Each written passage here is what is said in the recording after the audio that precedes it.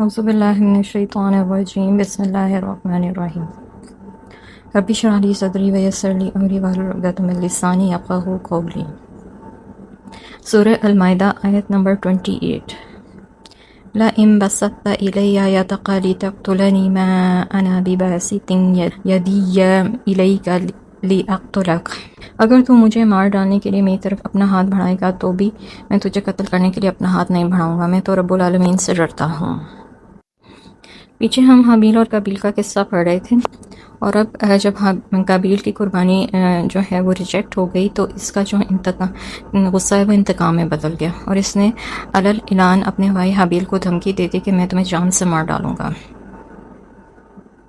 اس کا جواب حابیل نے یہ دیا کہ اگر تمہاری قربانی قبول نہیں ہوئی تو اس میں میرا کیا قصور ہے، بلکہ تمہیں تو یہ چاہیے تھا کہ پرہیزگاری کی راہ اختیار کرتے، اس صورت میں شاید تمہاری قربانی قبول ہو جاتی، اور اگر تم مجھے مارنے پر ہی تلے ہوئے ہو تو میرا ایسا قطعاً کوئی ارادہ نہیں ہے کہ میں بہرحال اس معاملے میں ہاتھ اٹھاؤں، کیونکہ میں اسے بہت بڑا ظلم سمجھتا ہوں، یعنی کسی کو قتل کرنا میں بہت بڑا ظلم سمجھتا ہوں، تو میں اپنا ہاتھ تمہارے اوپر نہیں اٹھاؤں گا۔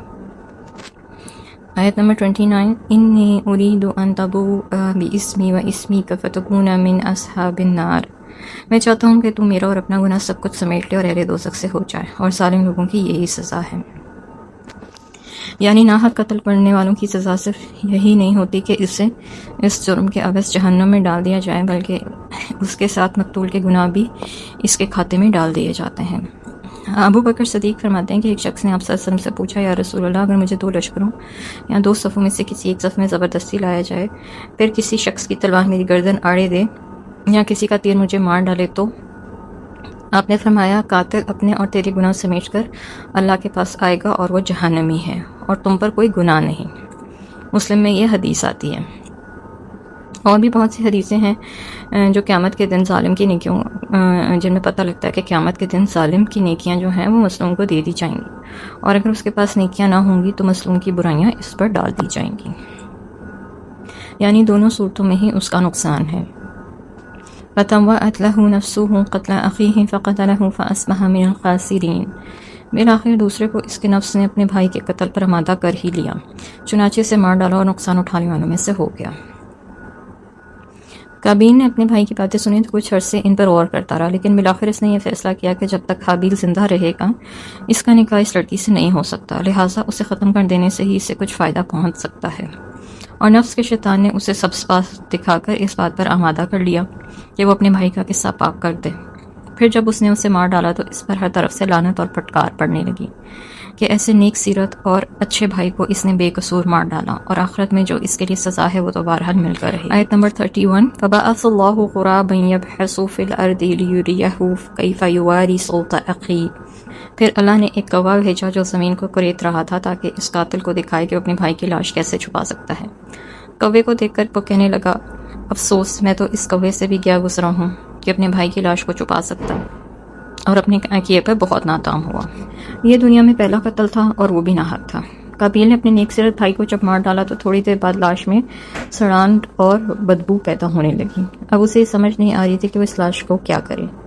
یہ تو امر واقع ہے کہ زمین پر انسان میں سے یہ پہلا قتل تھا انسانوں کا، اور وہ ناحق قاتل تھا، اور عام خیال یہ ہے کہ اس وقت تک کوئی انسان مرا بھی نہ تھا، ورنہ اگر انسان کی لاش کو دفن کرنے کا طریقہ معلوم ہوتا تو قابیل جو ہے وہ تذبذب میں نہ پڑتا، یعنی وہ پریشان نہ ہوتا۔ بالآخر اللہ تعالیٰ نے اس کی رہنمائی کے لیے 2 کوے بھیجے جو آپس میں لڑ رہے تھے، ان میں سے ایک کوے نے دوسرے کو چونچیں مار کر ہلاک کر ڈالا، پھر اس نے اپنی چونچ سے زمین کو کریدنا شروع کر دیا تاکہ اس میں اتنا گڑھا بن گیا جس میں مردہ کوے کی لاش کو چھپایا جا سکے۔ کوے نے مردہ کوے کی لاش کو اس گڑھے میں رکھ کر اوپر سے مٹی ڈال کر اسے زمین میں دفن کر دیا۔ قابیل نے یہ سارا منظر دیکھا، اس وقت وہ سوچنے لگا کہ مجھ میں اس کوے جتنی عقل بھی نہیں ہے۔ خیر، اس نے بھی اسی طرح زمین میں گڑھا کھود کر اپنے بھائی کی لاش کو زمین میں دبا دیا۔ جب دبا چکا تو اب اس کا نفس اسے ملامت کرنے لگا کہ ایک نیک سیرت اور شفیق بھائی اس سے ہمیشہ کے لیے جدا ہو گیا، اور اس بات پر بھی اسے ندامت ہوئی کہ اس نے اپنے بھائی کو قتل کر کے انتہائی وحشیانہ حرکت کی ہے۔ آیت نمبر 32۔ من اجل ذلک كتبنا على بني إسرائيل أنه من قتل نفسا بغير نفس أو فساد في الأرض فكأنما قتل الناس جميعا، اس وجہ سے ہم نے بنی اسرائیل کے لیے تورات میں لکھ دیا تھا کہ جس شخص نے کسی دوسرے کو جان کے بدلے یا زمین میں فساد کرنے کی غرض سے قتل کیا تو اس نے گویا سب لوگوں کو ہی مار ڈالا، اور جس نے کسی کو ناحق قتل سے بچا لیا تو وہ گویا سب لوگوں کی زندگی کا موجب ہوا۔ اور ان کے پاس ہمارے رسول واضح دلیل لے کر آتے رہے، پھر بھی ان میں سے اکثر لوگ زمین میں زیادتیاں کرنے والے ہیں۔ قابیل کی اس حرکت کی وجہ سے اللہ تعالیٰ نے بنی اسرائیل پر یہ شریعت نازل کر دی۔ یہ قتل جو ہے وہ صرف 3 صورتوں میں جائز ہیں۔ ایک یہ کہ قتل کے بدلے قتل یعنی قصاص، دوسرا یہ کہ شادی شدہ مرد یا عورت اگر زنا کرے تو حد قائم کرنے کی صورت میں انہیں رجم کر کے مار ڈالنا، اور تیسرا یہ کہ ارتداد کے جرم میں قتل کرنا۔ ان تینوں صورتوں کے علاوہ جو بھی قتل ہوگا وہ ناحق ہوگا اور فساد فی الارض کے ضمن میں ہی آئے گا۔ اور ایسے ہی قتل کے متعلق یہ لکھا تھا کہ جس نے ایک آدمی کو بھی ناحق قتل کیا اس نے گویا سب لوگوں کا قتل کیا، کیونکہ ایسا آدمی پوری انسانیت اور امن کا دشمن ہوتا ہے، اور دوسرے لوگوں کو بھی اس کا یہ جرم دیکھ کر اس پر دوسرے لوگ بھی جو ہے وہ دلیر ہو جاتے ہیں۔ لہٰذا اس جرم کی سزا کا اظہار ان الفاظ سے کیا گیا، اور بنی اسرائیل چونکہ اس جرم کا ارتکاب کرتے رہتے تھے اس لیے بطور خاص ان الفاظ سے تنبیہ کی گئی ہے۔ اور اس جرم کے برعکس اگر کوئی شخص کسی کو مظلومانہ موت سے نجات دلا کر بچا لیتا ہے تو وہ بھی اتنی ہی بڑی نیکی ہے، کیونکہ ایسا شخص انسانیت کا ہمدرد ہوتا ہے۔ سیدنا عبداللہ بن مسعود کہتے ہیں آپ نے فرمایا جو شخص بھی مظلوم قتل ہوتا ہے تو اس کا خون کا گناہ آدم کے پہلے بیٹے پر بھی لاد دیا جاتا ہے، کیونکہ وہی پہلا شخص ہے جس نے قتل کو جاری کیا۔ بخاری میں یہ حدیث آتی ہے۔ سیدنا انس کہتے ہیں کہ آپ نے فرمایا اپنے بھائی کی مدد کرو خواہ وہ ظالم ہو یا مظلوم۔ صحابہ نے عرض کیا مظلوم کی مدد تو ٹھیک ہے مگر ظالم کی کیسے مدد کریں؟ فرمایا ظلم سے اس کا ہاتھ پکڑ لو۔ سیدنا جریر فرماتے ہیں کہ حجۃ الوداع کے موقع پر آپ نے مجھے فرمایا کہ لوگوں کو چپ کراؤ، میں نے چپ کرا دیا تو آپ نے فرمایا لوگوں میرے بعد ایک دوسرے کی گردنیں مار کر کافر نہ بن جانا۔ تیسری حدیث سے یہ بھی معلوم ہوتا ہے کہ مسلمان کا قاتل مسلمان نہیں رہتا بلکہ کافر ہو جاتا ہے۔ بنی اسرائیل بھی یہی کرتے تھے، جب ان کے انبیاء کی نبوت کی تصدیق ہو جاتی تھی تو وہ کیا کرتے تھے، ان سے دشمنی رکھتے تھے، ان کی راہ میں روڑے اٹکاٹتے تھے، حتیٰ کہ انہیں ناحق قتل کرتے تھے۔ اور ان میں سے اکثر لوگ جو تھے وہ زمین میں فساد ہی کرتے تھے۔